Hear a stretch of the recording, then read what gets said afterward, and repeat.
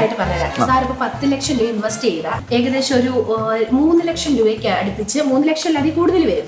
3 ലക്ഷം രൂപയ്ക്ക് അടുപ്പിച്ച് second year മുതൽ അതിനകത്തൊരു ഇൻകം വന്നോളൂ. ഇത് സാറിന് ഇയർലി എടുക്കാം, എടുക്കാതിരിക്കാം. എടുക്കാതിരുന്നാൽ വീണ്ടും നമ്മൾ ഈ പറഞ്ഞതിന് പുറമെ 3% അക്യൂമുലേറ്റ് ചെയ്യും വീണ്ടും. എനിക്ക് കേട്ടാ ഭയങ്കര സംഭവം തോന്നുന്നു സാറേ. അപ്പൊ ഇതങ്ങ് ഫിക്സ് ചെയ്യാം. ഞാൻ മോഹനും അന്ന് വിളിച്ചേച്ചും പറ്റും. ചില സമയത്ത് ആവശ്യമുള്ള കാര്യം ചെവിയും കണ്ടുകൂടാ, ആവശ്യമില്ലാത്ത കാര്യം ചെവിയും കേൾക്കും.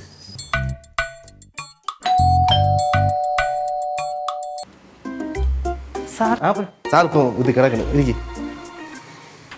ആദ്യത്തെ 10 കസ്റ്റമർക്ക് നമ്മൾ നല്ല ഓഫർ പ്രൊവൈഡ് ചെയ്യുന്നുണ്ട്. ഫസ്റ്റ് ഇയർ 2 lakhs ചെയ്യുവാണെന്നുണ്ടെങ്കിൽ നെക്സ്റ്റ് ഇയർ അതിന്റെ ഇൻട്രസ്റ്റ് ഉണ്ടാവും.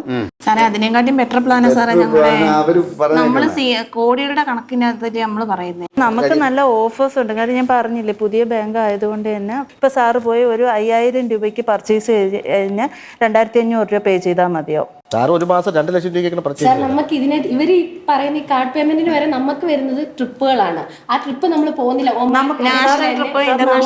കാര്യങ്ങളൊക്കെയാണ് നമുക്ക് ഇന്റർനാഷണൽ ട്രിപ്പ്. നമുക്ക് ഈ പറഞ്ഞ പോലെ ഇതെല്ലാം ആഡഡ് ആണ്. ട്രിപ്പും കാര്യങ്ങളും സാറിനെ ഇവിടുന്ന് തന്നെ വണ്ടിയിൽ വന്ന് പിക്ക് ചെയ്ത് കൊണ്ടുപോയി ഫുൾ കമ്പനി ചെലവാണ്. ഇനി ഇൻ കേസ് സാർ അത് പോകുന്നില്ല എന്നുണ്ടെങ്കിൽ അതിന് വരുന്ന പേയ്മെന്റും സാറിന് അപ്പൊ തന്നെ കയ്യിൽ.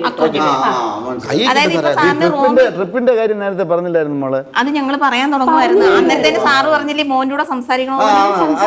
അവൻ ഓക്കെ പറഞ്ഞു, അവൻ ഓക്കെ പറഞ്ഞു. അത് ഇവരുടെ ഒരു പുതിയൊരു ബാങ്കിനെ പറ്റിയിട്ടാണ് ഇവര് സംസാരിക്കുന്നത്. ഞാൻ ചോദിക്കട്ടെ, ഒരു ബ്രാഞ്ച് എന്ന് പറയുമ്പോ പുതിയതായിട്ട് തുടങ്ങുമ്പോ അത് പുതിയതല്ലേ?